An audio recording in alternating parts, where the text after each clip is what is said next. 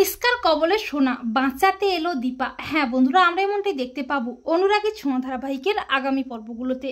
জয়ী বাবাকে চিনতে পেরে বাবার মুখোমুখি দাঁড়িয়ে মায়ের কথা জানতে চায়, কিন্তু সূর্য ও সোনা বুঝতে পারে না জয়ী কার মায়ের কথা জানতে চাইছে।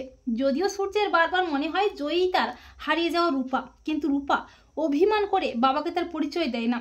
জয়ী বলে, আমি জয়ী সরকার, সাক্ষ্যদীপ সরকারের মেয়ে। কিন্তু সূর্য বলে, আমি জানি তুই আমার রূপা মা। তখন অলি বলে, বাবা তুমি জানো না মা আর রূপা তো মরে গেছে। আর সোনার কথায় রূপার খুব কষ্ট হয়, রূপা অসুস্থ হয়ে পড়ে। তখন সাক্ষ্যদীপ এসে রূপাকে নিয়ে যায়। আর এর পরেই মিসকা হাজির হয়। মিসকা রূপাকে চিনতে না পারলেও সোনাকে চিনতে পারে।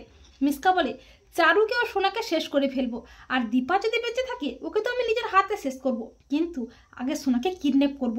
এই বলে মিসকা কয়েকদিন পর সুযোগ বুঝে সোনাকে কিডন্যাপ করে নেয়। সোনাকে কোথাও না খুঁজে পেয়ে সূর্য অস্থির হয়ে ওঠে। সূর্য দীপাকে সবটা জানায়। দীপা পাগলের মতো অস্থির হয়ে সোনার ছবি দেখিয়ে খোঁজ করতে থাকে। হঠাৎই কয়েকজন লোক বলে, হ্যাঁ মেয়েটাকে কয়েকজন গুন্ডা মিলে তুলে নিয়ে গেল। একটা সময় দীপা মিসকার ডেরায় পৌঁছে যায়, আর সেখানে মিসকাকে দেখে চমকে যায় দীপা। মিসকা বলে, দীপা তুমি বেঁচে আছো? তাহলে তো তোমার মা আর মেয়েকে একসাথেই শেষ করব। তখন দীপা বলে, মিসকা তুই আমাকে মেরে ফেল, কিন্তু সোনাকে ছেড়ে দে, ওর কোনো ক্ষতি করবি না। আমি সেদিন বুঝতে পেরেছিলাম মিসকা বেঁচে আছে। মিসকা যখন সোনা ও দীপার দিকে বন্দুক তাক করে, ঠিক তখনই পুলিশ নিয়ে হাজির হয় সূর্য। পুলিশ দেখে ভয় পেয়ে যায় মিসকা। এরপর পুলিশ মিসকাকে অ্যারেস্ট করে নিয়ে যায়। সোনা বলে, মা আমার ভুল হয়ে গেছে, আমি তোমার সাথে অনেক অন্যায় করেছি, তুমি আমাকে ক্ষমা করে দাও মা।